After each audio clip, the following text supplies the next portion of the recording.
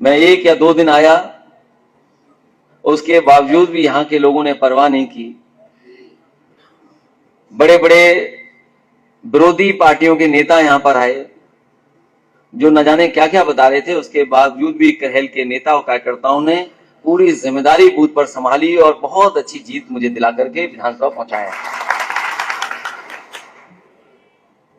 ये समाजवादियों का और खासकर नेताजी का रिश्ता रहा है आपसे। कई बार यहां पे कठिन परिस्थितियों में चुनाव हुए होंगे,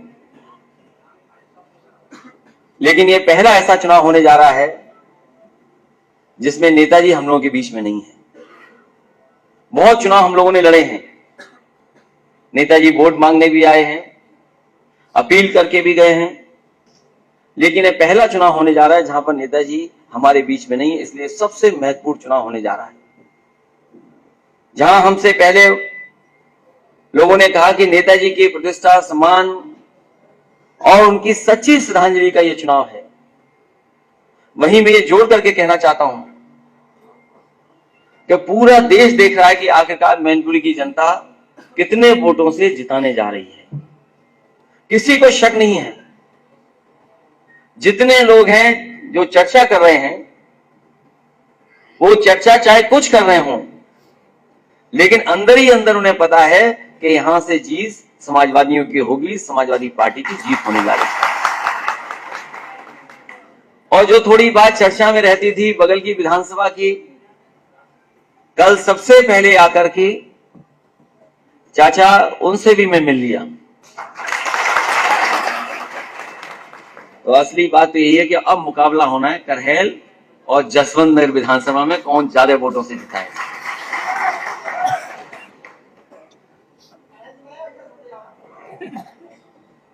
अगर करहेल मन बना ले तो मुकाबला बहुत कड़ा हो जाएगा, बहुत आगे हो जाएगा। इसलिए ये चुनाव जिन परिस्थितियों में होने जा रहा है वो सबको पता है। एक हमें साथी मिले कुछ दिन पहले, उन्होंने कहा कि जो प्रेस के लोग जिंदगी भर नेताजी को बुरा भला कहते थे, लेकिन जब नेताजी नहीं रहे तो सबसे अच्छा अगर किसी ने लिखा तो अंग्रेजी के प्रेस के लोगों ने लिखा। जब तक वो हमारे बीच में थे इतना अच्छा नहीं लिखा उन्होंने, लेकिन जब हमारे बीच में नहीं रहे तो सबसे अच्छा अगर किसी ने विश्लेषण किया तो वो अंग्रेजी प्रेस से लेकर के हिंदी के अखबार और हिंदी के बड़े बड़े लोगों ने लेख लिखे हैं। इसलिए जहां नेताजी जो रास्ता दिखा के गए हम लोगों को, उस रास्ते पर चल करके हम लोगों को मिलकर के समाजवादी विचारधारा को और मजबूत बनाना है। जहां नेताजी जनता के नेता रहे, जमीन से जुड़े रहे, वहीं हमारी आपकी जिम्मेदारी बनती है कि जो संघर्ष नेताजी ने जनता का और जमीन पर रह करके किया है, उस संघर्ष को और मजबूत बना करके हमें वोट के माध्यम से ऐतिहासिक जीत दिलानी है। आज जिन परिस्थितियों में हम और आप हैं, आर्थिक, सामाजिक, राजनीतिक लड़ाई अभी अधूरी है। जो संघर्ष हमें करना था, जहां तक हम लोगों को नेताजी लेके गए, अब जिम्मेदारी हमारी आपकी बनती है कि उससे आगे भी लेकर के जाएं। करहेल विधानसभा में अगर लोग मन बना लें तो मुझे लगता है कि कोई बूथ ऐसा नहीं जो हम लोग पीछे छूट जाए। कुछ बूथ हैं जहां हम लोग नहीं मुकाबला कर पा रहे हैं, लेकिन ये चुनाव ऐसा नहीं है कि वहां के लोग आपके साथ न खड़े हो जाएं। अगर हम और आप लोग पहुंच जाएंगे तो मैं समझता हूं वो भी आपके साथ खड़े होकर के समाजवादी पार्टी के साथ खड़े दिखाई देंगे। इसलिए मैं आपसे निवेदन करना चाहता हूं और अपील भी करता हूं कि जो विरोधी पार्टी के लोग हैं वो कुछ भी साजिश कर सकते हैं।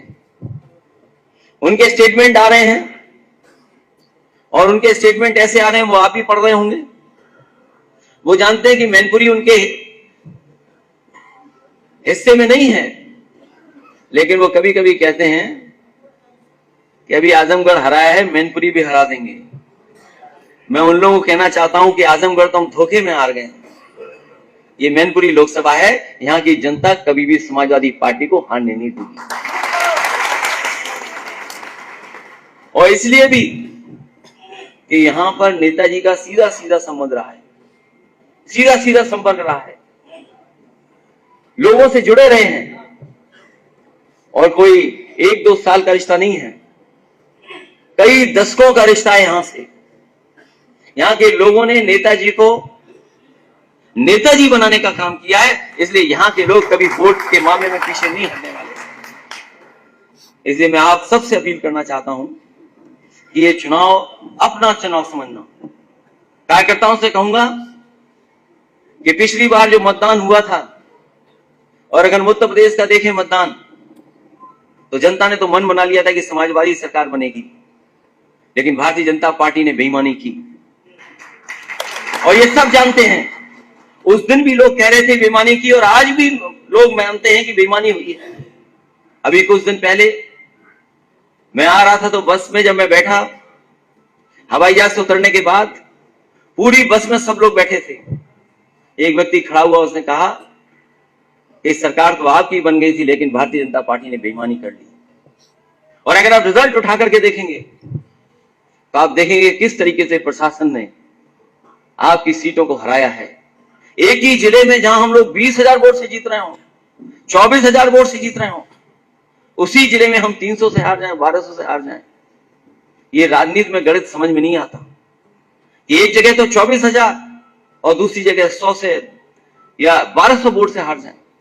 और पिछली बार मैंने चुनाव के बाद सभी हारे हुए प्रत्याशियों को बुलाया था और हारे हुए प्रत्याशियों से बातचीत करके, और एक बहुत जानकार जो चुनाव के बारे में जानकारी रखता है, उस डेटा एक्सपर्ट को बुलवाया और मैंने आमने सामने बातचीत कराई और निकल करके आया कि अगर हम लोगों ने अपने बूथों पर 2% या 3% वोट बढ़ा दिया होता तो आज भारतीय जनता पार्टी की सरकार नहीं होती, उत्तर प्रदेश में समाजवादी सरकार होती। और ये 2-3% वो मैं सब बूथों के लिए नहीं कह रहा हूं, केवल समाजवादी पार्टी के कार्यकर्ता नेताओं ने अपने मजबूत बूथों पर केवल 2%, 3% और 5% तक वोट बढ़ाया होता तो आज उत्तर प्रदेश में समाजवादियों की बहुमत की सरकार होती।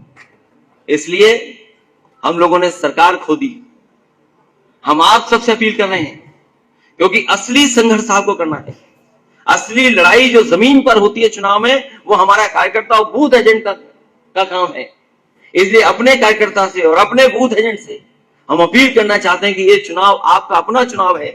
जहां नेताजी को श्रद्धांजलि देने का चुनाव है, वहीं समाजवादी पार्टी की प्रतिष्ठा का भी चुनाव है। इसलिए बूथ पर तैयारी कर करके एक एक वोट समाजवादी पार्टी के पक्ष में डलवा दें। यही मैं निवेदन करना चाहता हूं, वही अपील करने आया हूं। मैं आप सबसे बहुत बहुत धन्यवाद देता हूं, आभार प्रकट करता हूं कि इस कार्यक्रम को आपने सफल बनाने का काम किया। इसके बाद लगातार हम लोग कहीं ना कहीं एक दूसरे से मिलते रहेंगे। हमें उम्मीद है कि करहेल विधानसभा के लोग अच्छे वोटों से जिता करके ऐतिहासिक जीत दिलाने का काम करेंगे।